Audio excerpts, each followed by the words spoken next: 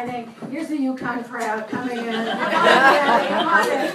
That it's really so exciting to be here because I was saying to Roxanne and to everybody else that this was the first time I ever did a reading was at this bookstore, and it was that long ago, and it was because Roxanne said, who's this broad, that dared to title a book.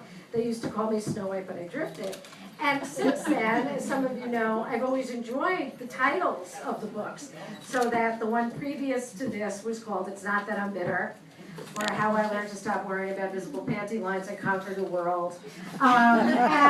Because there's no way to do a really fabulous title. I mean, the Bible is taken. There are other things like that, and so we might as well have a good time.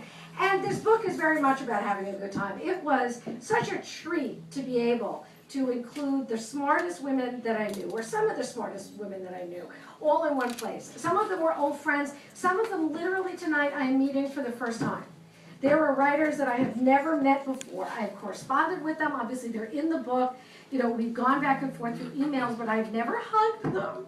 It's like having, like an email sort of romance with people. It's like, I don't know them really. And it's just astonishing to me. It's just like, oh my God, she's so cute.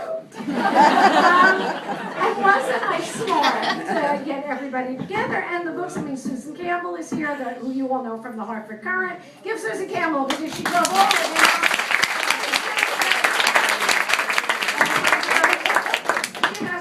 Tribal following here, I know, and Susan Campbell's essay is about not drinking.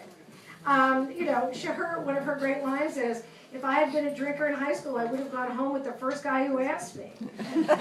Born 3 or 4 wood cults, that's what we call children born out of wedlock then, and ended up for life in a trailer just sat out of town. All of that from the first sip of bud.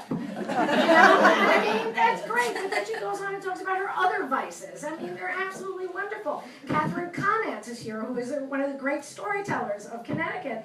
And Catherine talks about how she loves, quote, any gathering of friends and families where we can share good food and wines and tell great stories.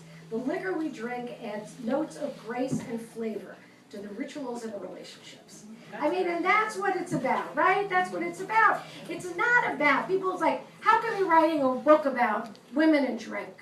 Do you want to get women drunk? And it's like, maybe, but